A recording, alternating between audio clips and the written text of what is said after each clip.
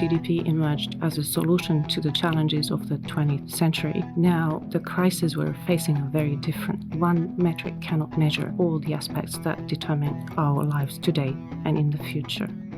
Hello, this is the Weekly Tradecast, a new podcast brought to you by UNCTAD, the UN's trade and development body.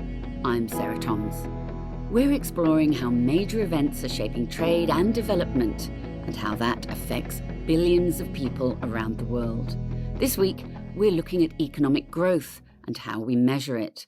For nearly 80 years, data on gross domestic product, or GDP, has been the barometer of a country's success and prosperity. Growing economies tend to have higher standards of living. A shrinking economy usually translates into job cuts, financial pressure, and tough times. But the benefits of growth are not universal.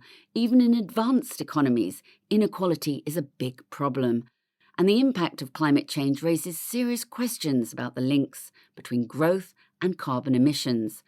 So, is it time to rethink how we measure economic success? Should our priorities be more sustainable and more focused on quality over quantity? Well, joining me now for more on this is Anu Peltola, Officer in Charge of Statistics in UNCTAD, a statistician who loves mathematics. And when she's not crunching numbers, Anu also enjoys picking berries and mushrooms in warmer months and skiing in the winter. Well, thanks for joining us today, Anu. Hello, Sarah. Tell me a bit more about this GDP measure. And why is it seen as such an important number? Technically, GDP measures the domestic production of goods and services of a country, the output of a country. It really was developed originally to reflect the data needs of the Great Depression, the wartime economy in the 1930s and 40s. I think it's successful also because it builds on system of national accounts, which is a UN standard for economic accounting.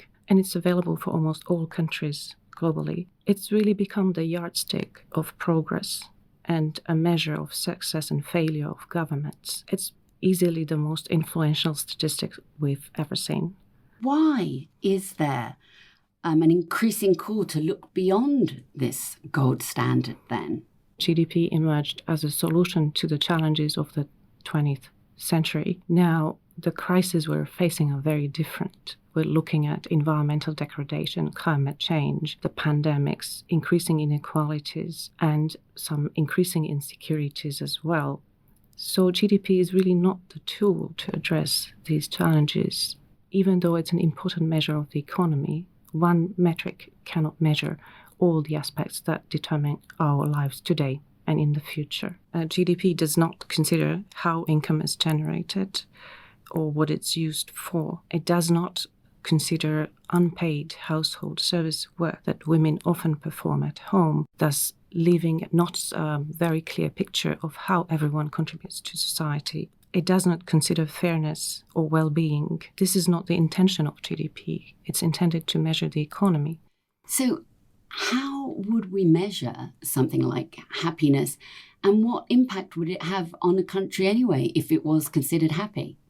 Yes, there are some countries that have started to measure happiness and are paying attention to that in their policy making. Like Bhutan, for instance, has a measure of gross national happiness. How is it going to affect the economy, economic decisions, policy decisions, people's lives? I don't really know, but certainly there's room for subjective measures of happiness just by asking people how do they feel and how optimistic they feel about their future. I think that gives us some indications of where we're going and whether policymakers succeed in their job to increase well-being. But certainly there needs to be a strong set of objective measures as well. Should we just ditch GDP altogether, or what could and what should replace it? I don't think we should replace GDP.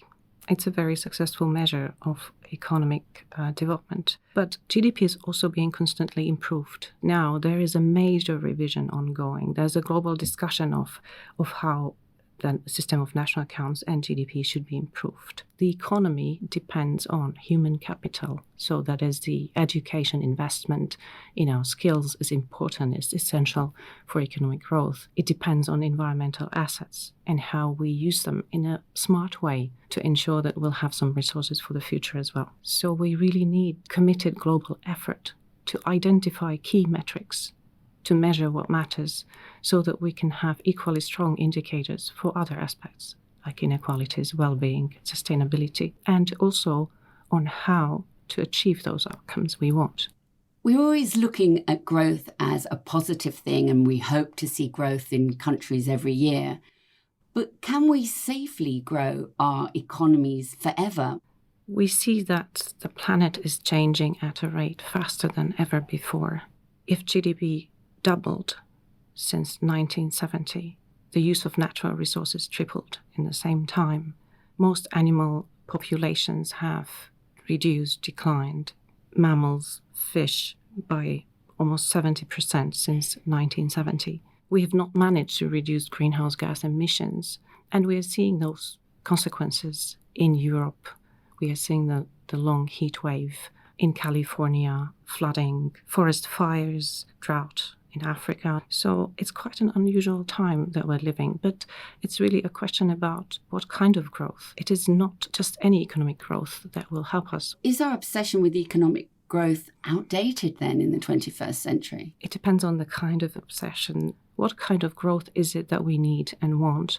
And are we measuring the right things to inform policy about the kind of growth we have? If we look at statistics beyond GDP, we can see that economic growth alone has not solved our problems of inequalities, to offer good jobs, to ensure sustainable use of environmental resources. We need a different kind of obsession on the economy that is going to solve our problems, that is going to help us prosper and ensure our well-being now, but also in the future for future generations.